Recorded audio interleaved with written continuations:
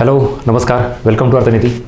राज्यसेवा पूर्वपरीक्षा आणि संयुक्त पूर्वपरीक्षा टार्गेट 2024 याबाबत सगळ्यांचा अभ्यास सुरू झाला आहे. इकॉनॉमिक्समध्ये कन्सेप्च्युअल क्लॅरिटी याबाबत अवेअरनेस निर्माण व्हावा म्हणून मी काही व्हिडिओ सिरीज सुरू केलेली आहे.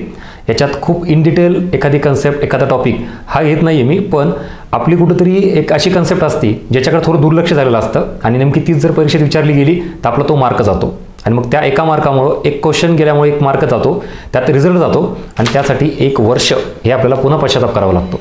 सो ही वेळ येता कामा नये म्हणून तर हे सगळं चालू आहे. ठीक आहे. सो टॉपिक आहे आपला आजचा LPG पॉलिसी, नवीन आर्थिक धोरण, ज्याला आपण नवीन आर्थिक सुधारणा म्हणतो.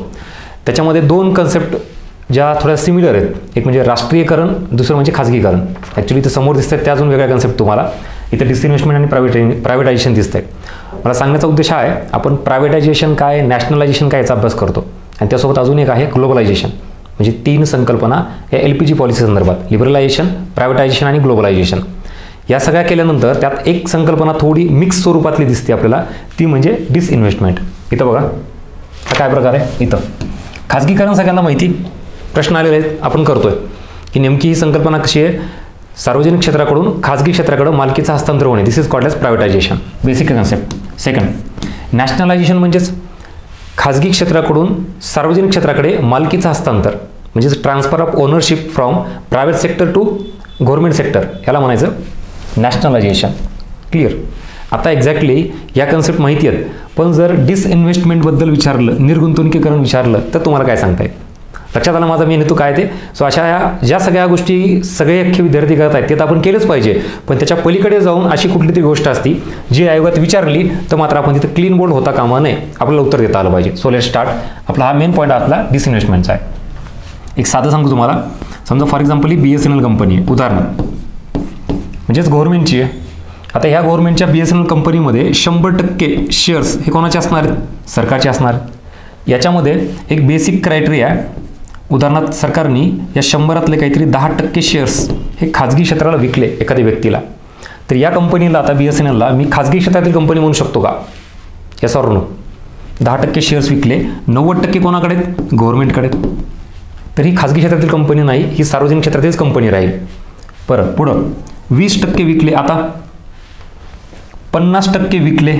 आता ह्याच्यात जर तुम्हाला कन्फ्युजन होत असेल तर तुम्हाला एक्झॅक्टली डिसइन्व्हेस्टमेंट आणि प्रायव्हेटायझेशनची प्रॉपर डेफिनेशन माहीत नाही. सो इथं जर सरकारने या 100पैकी 50%पेक्षा जास्त, म्हणजेच किमान 51% शेअर्स जर प्रायव्हेट सेक्टरला दिले तर आता मात्र ही BSNL कंपनी कोणाची झाली? खाजगी क्षेत्रातील कंपनी झाली. कारण सरकारचा इथलचा हा गव्हर्नमेंटचा वाटा हा कितीवर आला?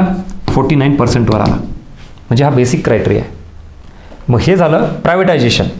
इथं ज्या वेळेला आपण 100रातले 10% प्रायव्हेटला दिले, 20% प्रायव्हेटला दिले, पण पूर्णतः खाजगीकरणाची जी प्रोसेस झाली नाही आहे, इथं अजूनही सरकारचीच मालकी आहे, पण हे 10, 20, 30% जे सरकार शेअर्स विकतंय, this is called as disinvestment. आता लक्षात आलं? जर तुम्ही 51% किंवा त्यापेक्षा जास्त शेअर्स जर खाजगी क्षेत्राला विकले तर तिची मालकी खाजगीकडे जाते. पण त्याच्या अगोदर तुम्ही 10%, 15%, 20% म्हणजेच 51%पेक्षा कमी कितीही शेअर्स जर विकत राहिलात त्याला काय म्हणायचं? निर्गुंतवणुकीकरण.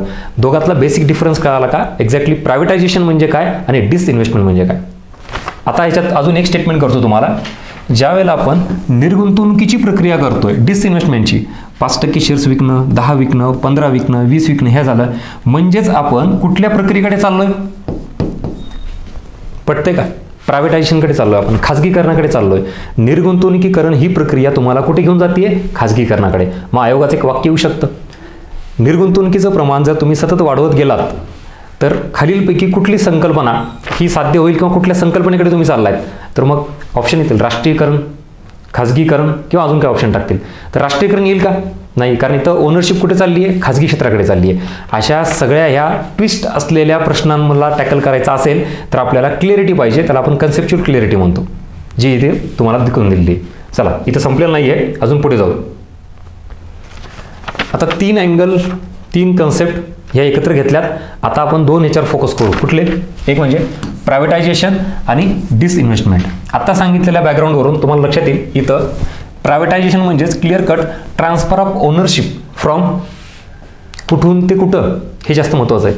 प्रायव्हेट इथं नावच आहे, प्रायव्हेटकडे चालली ती संस्था, म्हणजे transfer of ownership from government sector म्हणजेच PSUs to the private sector. इकडे डिसइन्व्हेस्टमेंट हे काय असतं? Reduction of government stake. I repeat, इथं ट्रान्सफर ऑफ ओनरशिप होत नाही आहे, इथं रिडक्शन ऑफ गव्हर्नमेंट स्टेक. जसं आता सांगितलं 10%, 15%, 20% विकतंय ते, म्हणजे तिथं आपण अजून एक म्हणू शकतो सेल्स ऑफ शेअर्स. सरकारी कंपन्यांमधील शेअर्सची विक्री म्हणजेच डिसइन्व्हेस्टमेंट. सरकारी कंपन्यांमध्ये मालकीचं हस्तांतर किंवा मालकीची विक्री म्हणजेच प्रायव्हेटायझेशन. Next, more than 50%. ज्या वेळेला तुम्ही शेअर्स विकताय म्हणजेच ओनरशिप ट्रान्सफर करताय म्हणजेच त्याला काय म्हणायचं? प्रायव्हेटायझेशन. इकडं लेस दॅन 50% हे ज्या वेळेला तुम्ही शेअर्स विकताय ह्यालाच काय म्हणायचं? डिसइन्व्हेस्टमेंट. मग लेस दॅन 50% म्हणजेच 5% असू शकतील, 10% असू शकतील, 8% असू शकतील, व्हॉट एव्हर, पण ती किती पाहिजे? 50%च्या आतमध्ये. त्याला आपण काय म्हणू शकतो? डिसइन्व्हेस्टमेंट. हां, चला अजून एक. आता ह्या दोघांमध्ये अजून बेसिक डिफरन्स करायचा मला तर नेमका हेतू काय असतो ह्याच्यात? इथं सरकारला क्लिअर कर ह्या प्रायव्हेटायझेशन अंतर्गत जी काही आपली ॲसेट, जी भांडवल गुंतवलेलं आहे का ते काढून घ्यायचं असतं. That is called as monetization of the asset. इथं हेतू आहे. तुम्ही बघा कितीतरी कंपन्या आहेत किंवा सरकारची मोठी ॲसेट आहे, जे भांडवल गुंतलेलं आहे ते सरकारला काढून घ्यायचं असं सरकार पूर्ण विकून टाकतं. That is called as monetization of the asset. हा इकडचा प्रकार. मग इकडं काय असेल हेतू? डिसइन्व्हेस्टमेंट म्हणजेच इथं फंड उभारणी करणे, रेव्हेन्यू जनरेट करणे. हा कोणाचा येतोय? याचा. तुम्ही आजारी उद्योग वगैरे असं आपण म्हणतो बघा, सिकनेस ऑफ इंडस्ट्री सेक्टर, मेन्सला टॉपिक आहे तुम्हाला, तर ते पूर्णच जर लॉसमध्ये जात असेल तर ती परत ॲसेट रन करण्यात अर्थ नाही, ती ॲसेट पूर्ण विकून टाकायची. That is privatisation. पण अजून काही अशा कंपन्या आहेत, संस्था आहेत, तुम्ही बघा सरकार त्याच्यात काय करतं? पूर्णतः विकून टाकत नाही, पण अंशतः खाजगीकरण करतं, काही शेअर्स विकायला काढतं. That is called as disinvestment. With practical तुम्हाला या गोष्टी सांगितलेल्या आहेत. So this is all about 2 basic concept आपल्या ज्या LPG टॉपिक संदर्भात आहे. होप सो तुमच्यापर्यंत या सगळ्या गोष्टी पोहोचत आहेत. व्हिडिओ आणि कंटेंट आवडला असेल तर नक्की तुमची फीडबॅक कमेंट बॉक्समध्ये मेन्शन करा, लाईक करा आणि जास्तीत जास्त शेअर करा. अशाच या सगळ्या गोष्टीबाबत आपण आत्ता रविवारी या 24 तारखेला इथं तुम्हाला डिटेल्स दिलेत बघा. डिसेंबरला सकाळी 11 वाजता हे ओपन सेशन ठेवलेलं आहे, सेमिनार आहे. 2024च्या एक्झामला टार्गेट करणाऱ्या, मग त्या राज्यसेवा असू दे किंवा कंबाईन, इकॉनॉमिक्सबाबत हाच सगळा मुद्दा तुम्हाला घेऊन यायचा आहे. काय होतं, आपण ट्रॅडिशनल वेने अभ्यास करतो, मी वारंवार सांगतो, तर तसाच न करता आता काहीतरी बदल केला पाहिजे. मला तुमच्याकडूनच बऱ्याच जणांकडून असं ऐकायला मिळतं की सर आता हे 24 म्हणजे लास्ट टार्गेट आहे, खूप वर्ष झाला आम्ही अभ्यास करतोय, आता इथून पुढे आम्हाला बाहेर पडायचं आहे. तर मग ते तुम्हाला म्हणून नुसतं वाटून चालणार नाही आहे, त्या दृष्टिकोनातून तुम्ही ॲप्लिकेशन केलं पाहिजे. मग बदल नेमका कशात करायला पाहिजे हेही कळायला पाहिजे. जसं की आपण डॅमेज कंट्रोल करतो म्हणतो, आधी तुम्ही डॅमेज शोधलं पाहिजे ना, कुठंतरी डॅमेज झालं आहे ते शोधा आणि मग ते कंट्रोल करा, तर कुठं वर्कआउट होईल. सो याच गोष्टींचं डिस्कशन करण्यासाठी किंवा हे सगळंच जे आपल्याला इकॉनॉमिक संदर्भात आहे ते या सेमिनारमध्ये तुम्हाला नक्की पाहायला मिळेल. सो याच अशाच गोष्टी पुढे इकॉनॉमिक संदर्भात असतील जे आपण घेऊन येतोय. 2024च्या बाबतीत अवेअरनेस विशेषतः इकॉनॉमिक्सबाबतचा तो निर्माण व्हावा हा त्याच्यामागचा उद्देश.